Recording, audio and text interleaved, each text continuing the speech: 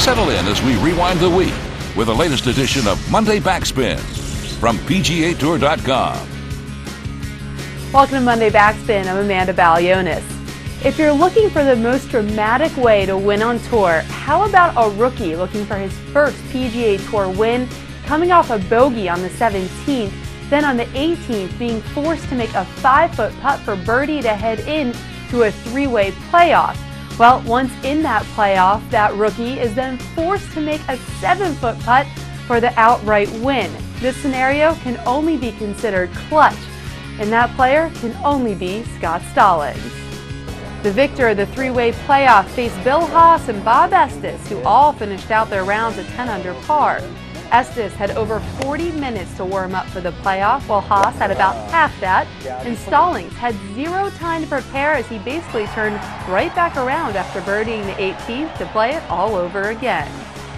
Stallings is now the 6th rookie in 2011 to claim his first PGA Tour victory, and now he joins the ranks of rising stars like Jonathan Vegas, Keegan Bradley, and Chris Kirk.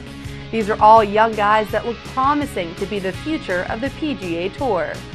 To put in perspective just how incredible 6 rookies in 1 year is, in the previous 2 years, only 2 rookies claimed victories, and 6 is the most amount of rookies that have won in one season since 1970.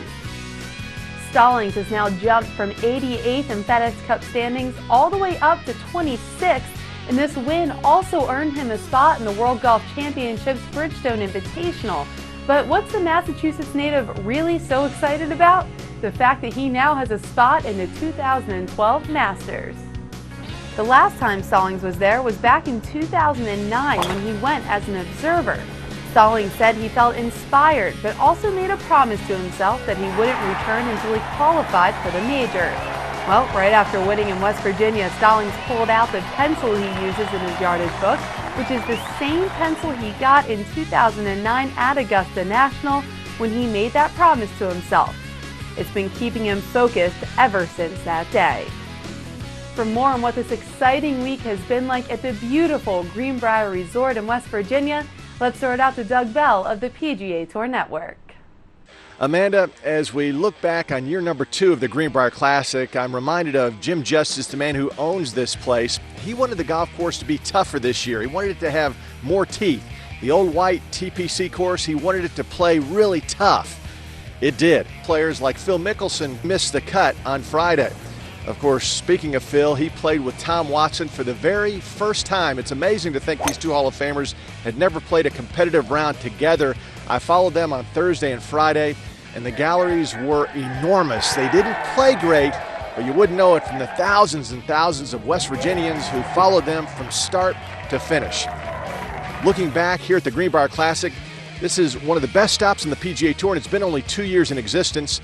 Next year it moves to July 4th weekend, and something tells me the Greenbrier Classic is going to keep getting bigger and better, and I think it's headed to premier status on the PGA Tour.